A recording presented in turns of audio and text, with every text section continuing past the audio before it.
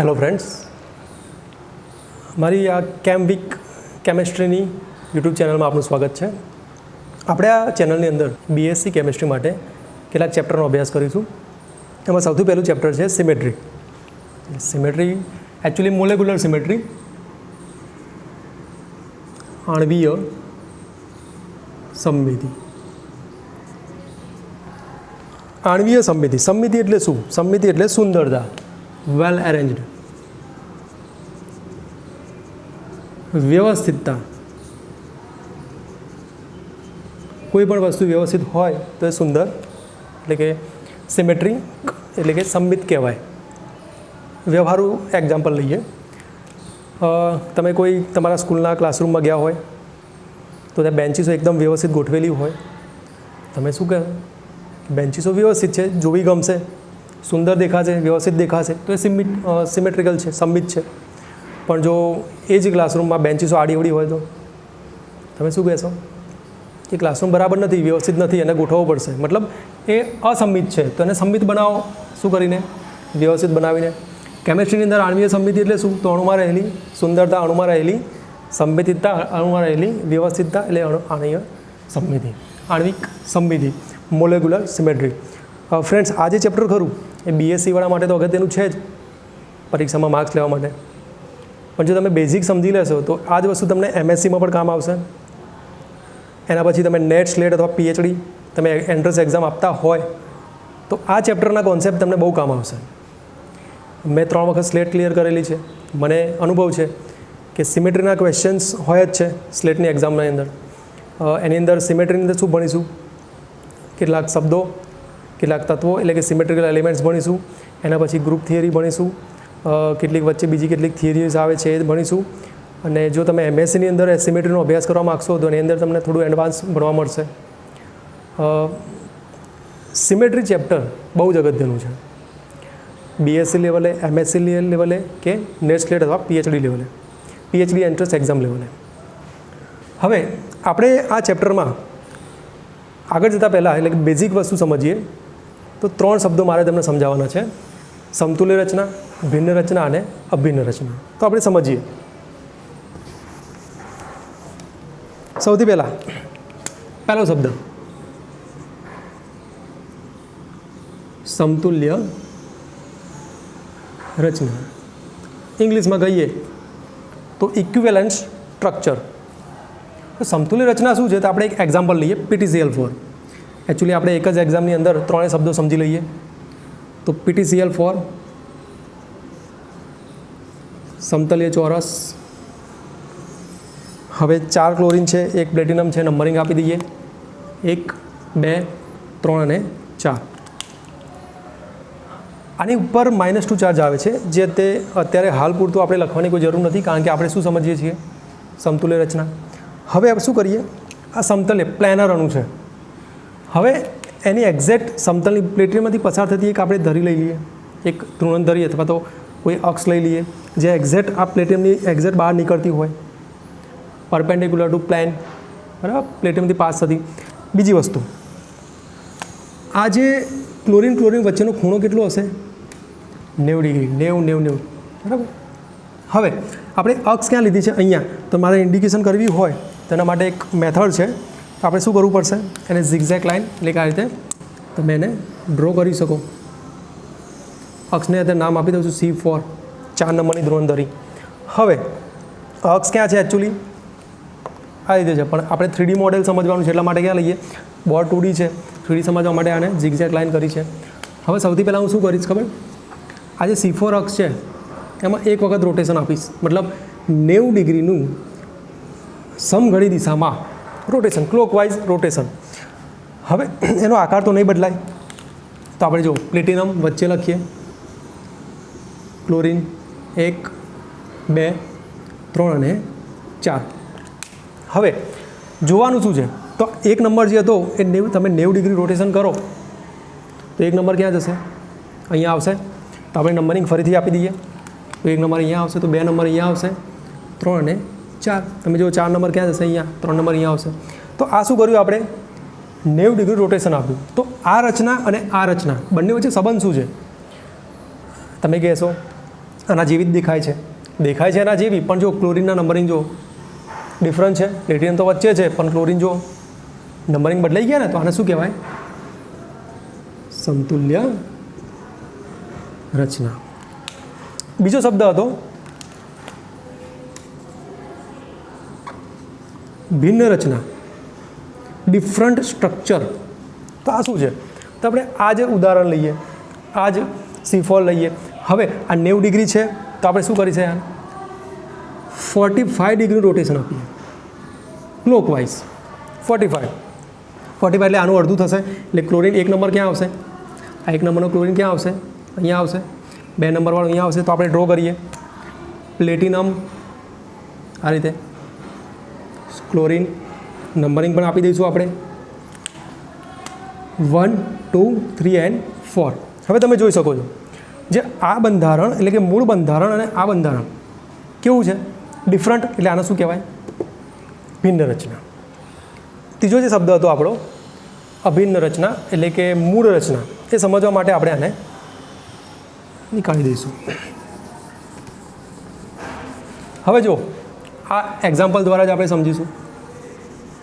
આ જ ઉદાહરણ લઈએ. મુદ્દો શું છે આપણો? મૂળ રચના અથવા તો અભિન્ન રચના. મૂળ રચના સમજવા માટે આ એક વખત રોટેશન આપ્યું. હવે આટલું જ રોટેશન બીજી વખત આપવું પડશે. C4 2 એટલે કે 90 ડિગ્રીનું રોટેશન બીજી વખત ક્લોકવાઇઝ. સ્ટ્રક્ચર નહીં બદલાય. Platinum Cl Cl Cl. Numbering જોઈ લઈએ શું થશે?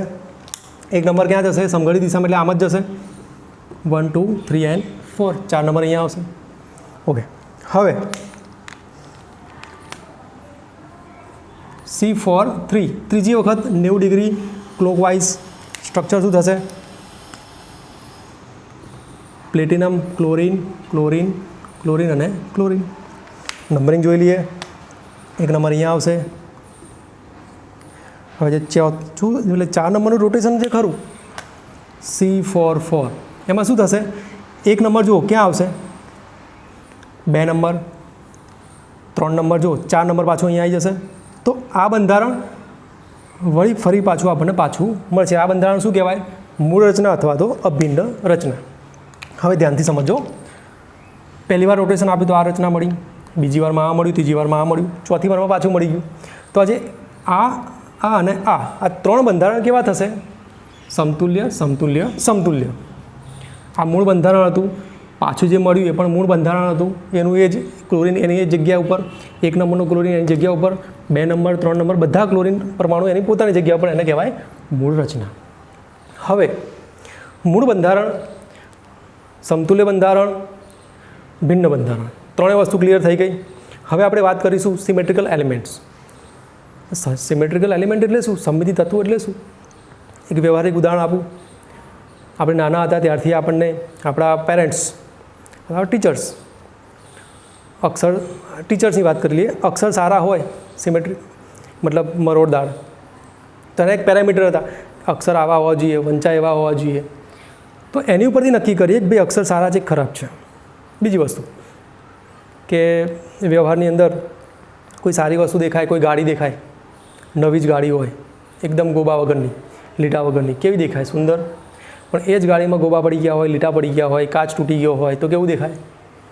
બરાબર ના દેખાય ને. તો એ પેરામીટર, એ સોફ્ટવેર આપણા મગજમાં ફિટ કરવામાં આવ્યો છે કે આ વસ્તુ સારી દેખાય, આ વસ્તુ ખરાબ દેખાય છે. તો કેમિસ્ટ્રીની અંદર, આણ્વીય સમમિતિની અંદર આપણે એવા 5 એલિમેન્ટ ભણીશું. એ 5 એલિમેન્ટ બરાબર ભણી લઈશું તો આગળનું ચેપ્ટર આપણા માટે ઇઝી થઈ જશે. પોઈન્ટ ગ્રુપ ડિસાઇડ કરતાં આવડી જશે, ગ્રુપ થિયરીઝ આવડી જશે, નેટ સ્લેટના ક્વેશ્ચન તમને આવડી જશે. તો હવે આપણે 5 એલિમેન્ટ વિશે ચર્ચા કરીએ. સમમિતિ તત્વો, એની સંજ્ઞા અને તેની ક્રિયા. અહીં આપણે એક કોષ્ટક બનાવવું પડશે. ક્રમ, સમમિતિ તત્વ,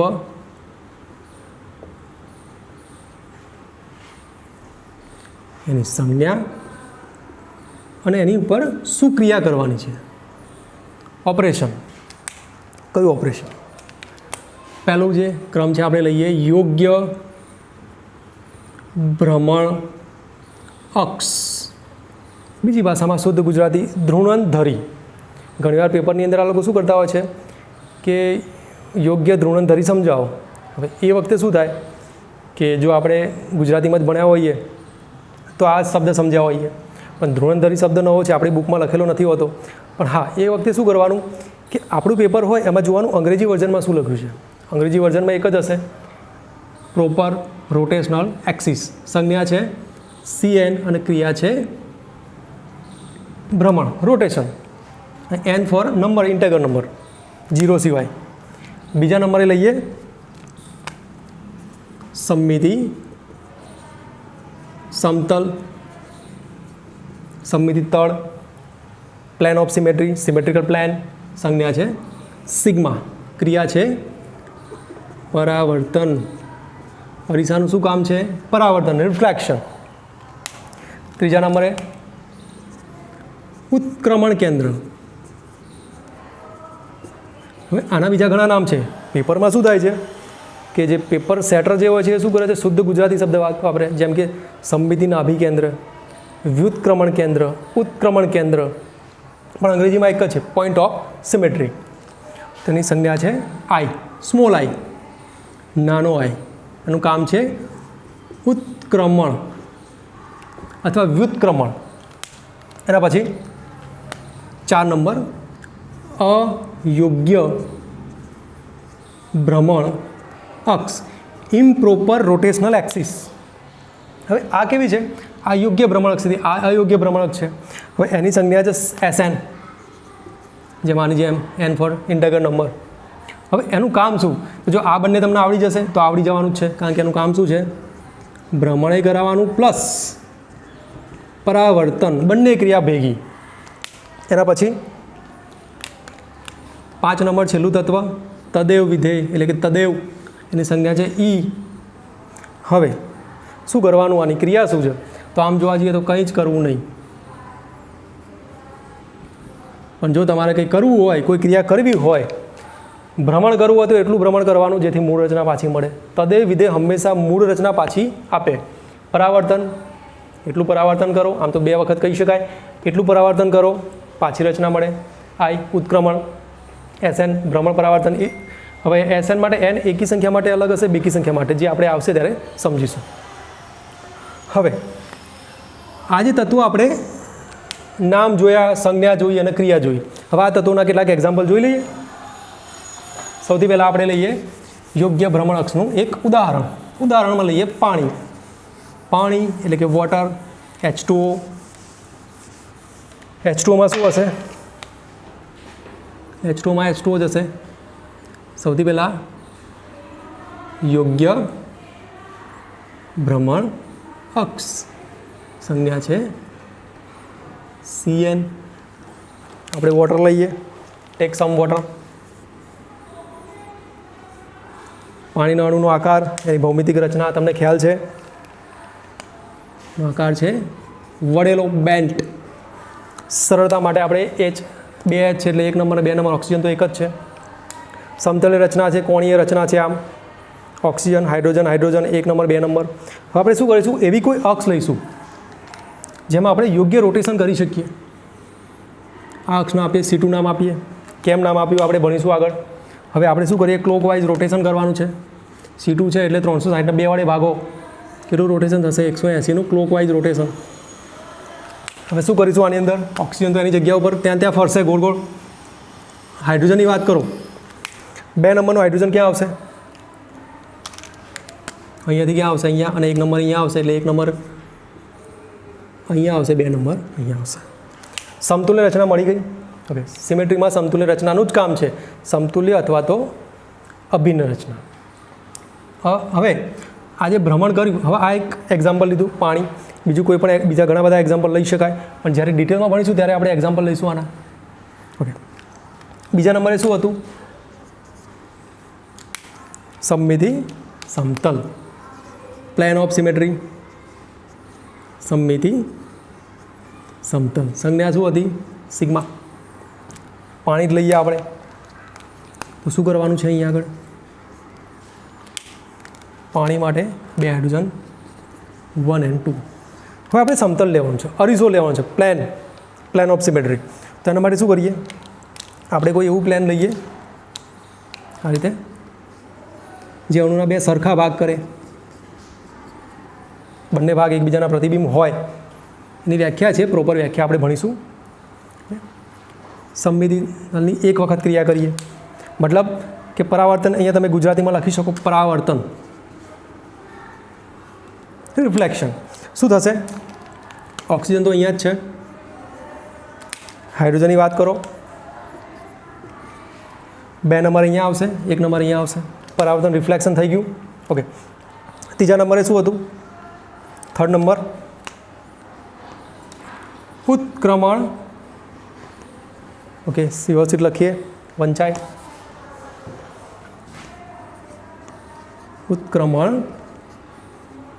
કેન્દ્ર અથવા તો સેન્ટર ઓફ સિમેટ્રી, નાભી કેન્દ્ર, આ સિમ્બોલ છે એનો. એક્ઝામ્પલ લઈએ, પાણી નહીં લઈ શકાય. કેમ? કારણ કે પાણીની અંદર ઉત્ક્રમણ કેન્દ્ર નથી. તો કયું એક્ઝામ્પલ લઈએ? શું કહેવાય આને? Hydrogen peroxide, H2O2. પણ કેવો છે? ટ્રાન્સ. એની જીઓમેટ્રી કેવી છે? ટ્રાન્સ. નંબરિંગ આપી દો. આ 1 નંબરનો ઓક્સિજન, 2 નંબરનો ઓક્સિજન, આને A કહીએ, આને B કહીએ. કેમ? કારણ કે 1 અને 2 નંબર અહીંયા આપ્યા છે, આપણી સરળતા ખાતર. શું કરવાનું છે આપણે? ઉત્ક્રમણ કરવાનું છે. પણ કેન્દ્ર ક્યાં લઈશું? ઉત્ક્રમણ હંમેશા કેન્દ્ર આધારે લઈ શકાય. કેન્દ્ર અહીંયા છે, તો શું થશે બોલો? ઉત્ક્રમણ એટલે શું? તો ઉત્ક્રમણની વ્યાખ્યા એવી હતી તો કોઈ પણ પરમાણુ લઈએ, એનો કેન્દ્ર તરફ લંબાવવાનો, એટલા જ અંતરે કેન્દ્રથી વિરુદ્ધ દિશામાં તેટલા જ અંતરે એ પરમાણુ હોવો જોઈએ. મતલબ ઓક્સિજન, જો ઓક્સિજનને કેન્દ્ર તરફ લંબાવો, જેટલું અંતર કાપીને કેન્દ્ર તરફ આવ્યા હોય એટલું જ અંતર કેન્દ્રથી વિરુદ્ધ દિશામાં જવાનું, તો એ જ પરમાણુ આપણને પાછો મળે. મતલબ એના જેવો જ ઓક્સિજન પાછો મળે તો એને શું કહેવાય? ઉત્ક્રમણ કેન્દ્ર. હવે જો 1 નંબરને અહીંયા લંબાયો, પછી અહીંયાથી પાછળ લઈ ગયા, તો 1 નંબર ક્યાં આવશે? એ રીતે 2 નંબર ક્યાં આવશે? કેન્દ્ર તો અહીંયા જ છે. હવે જો હાઇડ્રોજન માટે જુઓ, આ એને લંબાવો કેન્દ્ર સુધી અને કેન્દ્રથી વિરુદ્ધ દિશામાં એટલા જ અંતરે લઈ જાઓ, તો શું આવશે? મળી ગયું ઉત્ક્રમણ કેન્દ્ર. તો 3 વસ્તુ સમજાઈ ગઈ. CN, સિગ્મા અને I. CN માટે ભ્રમણ આપણે કેવું કર્યું? યોગ્ય ભ્રમણ કીધું, સમતુલ્ય રચના મળી. પરાવર્તન, સમતુલ્ય રચના મળી. ઉત્ક્રમણ કેન્દ્ર, ઉત્ક્રમણની ક્રિયા કરી, સમતુલ્ય રચના મળી. હવે એના પછીનું એલિમેન્ટ છે અયોગ્ય ભ્રમણક્ષ. એને સમજવા માટે આપણે એક સરસ મજાનું ઉદાહરણ લેવું પડશે, મિથેન. મિથેનનો આકાર તમે ભણી ગયા છો. શું આકાર છે એનો?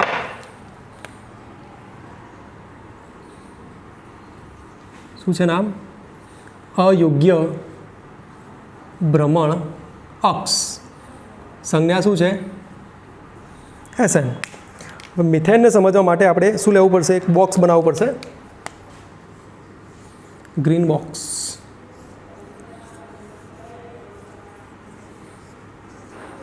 ઓકે, એની અંદર કાર્બન લઈએ, black carbon, carbon black. Hydrogen લખી દઈએ, H1, H2, H3 અને H4. નંબરિંગ અગત્યનું છે. જે મૂળ બંધારણ છે એમાં નંબરિંગ અગત્યનું છે. બંધ બતાવી દઈએ. ઓકે, એનો કાર્બન વચ્ચે છે. મિથેનનો આકાર, જીઓમેટ્રી ટેટ્રાહેડ્રલ, સમચતુષ્ફલકીય. હવે આપણે અહીંયા જે સમજવાનું છે અયોગ્ય ભ્રમણક્ષ SN, તો આપણે અયોગ્ય ભ્રમણક્ષ તો લેવી પડશે ને પહેલાં.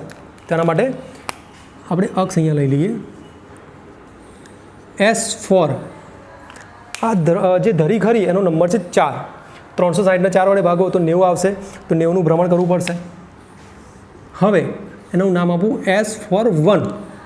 એક વખત રોટેશન, S4 ધરી ઉપર એક વખત રોટેશન અને પરાવર્તન. એટલે ધરી લખીશું એટલે S4 લખીશું, આપણે શું કહીશું અહીંયા?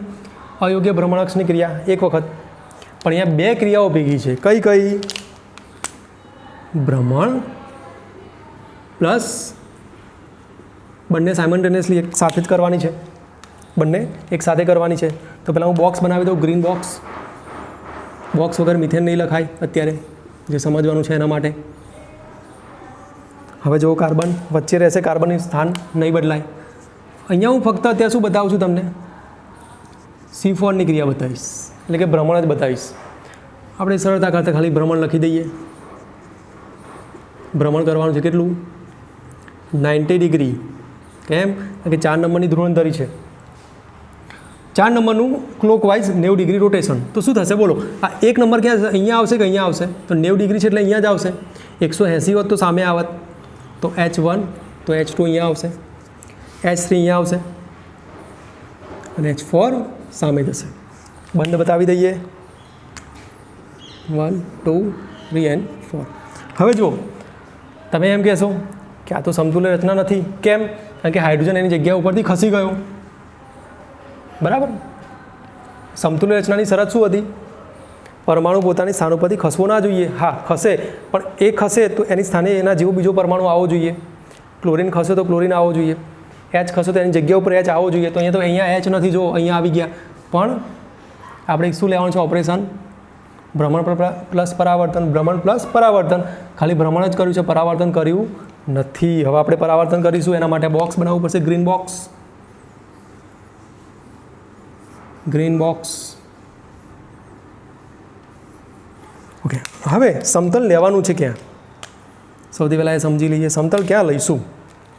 તો જો આજે એક્ઝેક્ટ વચ્ચે, આ બોક્સની એક્ઝેક્ટ અહીંયા વચ્ચે દેખાય છે બ્લુ કલરનું સમતલ. સિમેટ્રીમાં એક વસ્તુ અગત્યની છે, વિઝ્યુઅલ પાવર, વિઝ્યુલાઇઝેશન. દાખલા તરીકે હું એમ કહું કે અત્યારે હાથી, તમારા મગજમાં હાથી આવી જવો જોઈએ, વિઝ્યુઅલ પાવર. તો સમતલ અહીંયા બતાવ્યું છે, તો તમારા મગજની અંદર એ વસ્તુ તમને રિફ્લેક્ટ થવી જ જોઈએ કે સમતલ અહીંયા વચ્ચે આ રીતે જે 3D મોડેલમાં આ રીતે છે. હવે શું કરવાનું છે? પરાવર્તન. સમતલનું કામ શું છે? પરાવર્તન, રિફ્લેક્શન. તો આ એક નંબર H ઉપર છે, ક્યાં આવશે?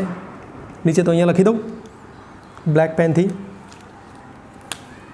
H1, તો H2 ક્યાં આવશે બોલો? અહીંયા આવશે. H3 ક્યાં જશે? અને H4 અહીંયા આવશે. આપણે બંધ બતાવી દઈએ રેડ કલરથી. તમે જોઈ શકો છો આ જે ક્રિયા કરી સમતલની, શું ક્રિયા કરી? પરાવર્તન. તો ભ્રમણે કર્યું અને પરાવર્તન કર્યું, બે ક્રિયાઓ ભેગી કરીશું ત્યારે આપણે શું કરીશું? ડાયરેક્ટ S4 આ બંધારણ અને આ બંધારણ તમે જુઓ. હાઇડ્રોજનના સ્થાન જુઓ, કાર્બનનું સ્થાન, કાર્બન તો વચ્ચે જ છે. હાઇડ્રોજનના સ્થાન જુઓ કેવા છે? હાઇડ્રોજન એની જગ્યા ઉપર છે, ફક્ત નંબર બદલાયા છે. એટલે આ બંધારણ અને આ બંધારણ શું કહેવાય? સમતુલ્ય રચના. એટલે આપણે S4 કરવાથી સમતુલ્ય રચના મળી ગઈ. એવી 4 વખત તમે ક્રિયા કરશો તો તમને શું મળશે? મૂળ બંધારણ પાછું. બેકી સંખ્યા છે તેના જેટલું, અને એકી સંખ્યા હોત તો અહીંયા 3 હોત તો 3 દુ 6, એટલે 6 વખત ક્રિયા કરવી પડત. એ આપણે જ્યારે અયોગ્ય ભ્રમણક ભણીશું ત્યારે ડિટેલમાં ભણીશું. ઓકે, હવે આપણે વાત કરીએ તદેવ વિધેય.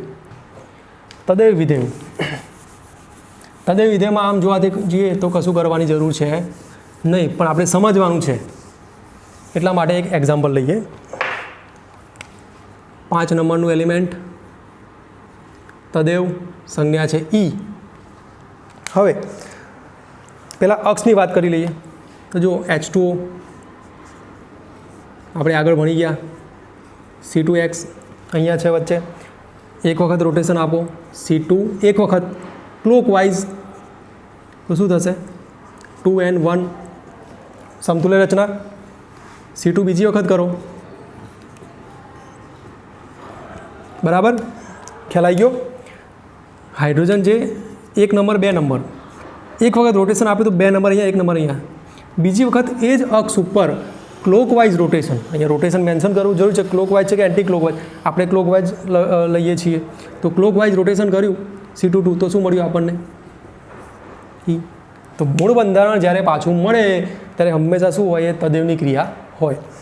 સમતલમાં જોઈ લઈએ રિફ્લેક્શનવાળું, એ જ એક્ઝામ્પલ. ઓકે, હવે સમતલ ક્યાં છે આપણું? આ રીતે. કે રીતે સમજવાનું છે આને? કે રીતે સમજીશું? જો ઓક્સિજન, હાઇડ્રોજન, હાઇડ્રોજન સમતલ એક્ઝેક્ટ અહીંયા વચ્ચે છે. ઠીક છે? તો શું કરીશું? અહીંયા સિગ્મા એક વખત તો શું મળ્યું આપણને? H1 H2. સિગ્મા બીજી વખત, બરાબર? તો શું મળશે? એ તો મળશે જ, લખી દઉં પહેલેથી H1 H2. ખ્યાલ આવી ગયો?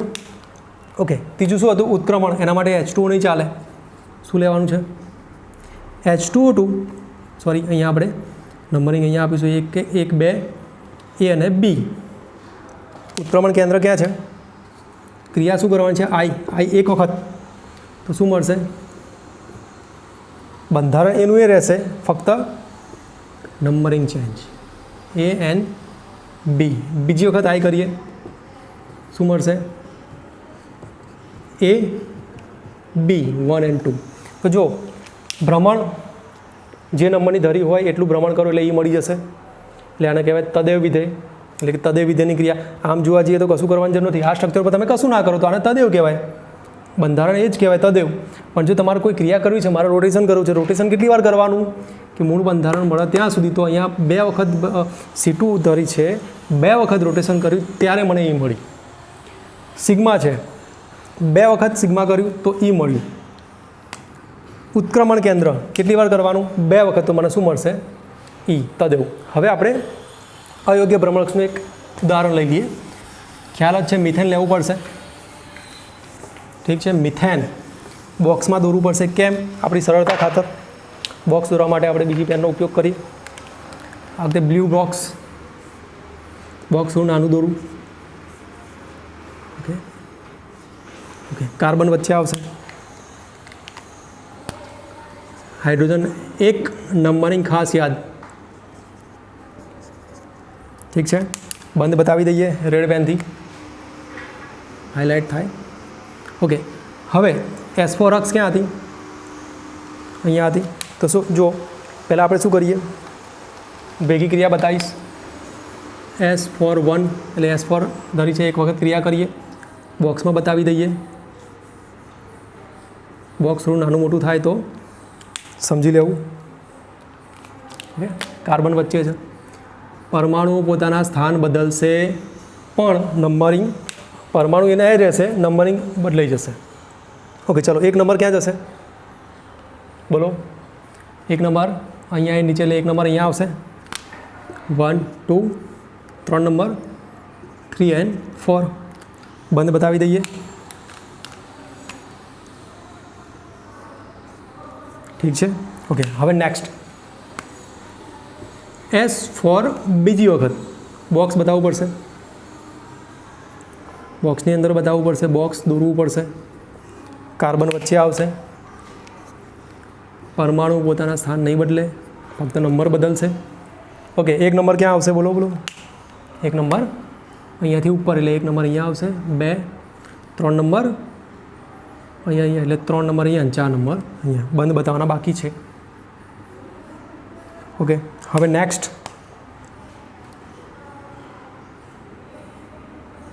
ઓકે, અહીંયા દેખાશે નહીં એટલે થોડું. S4 3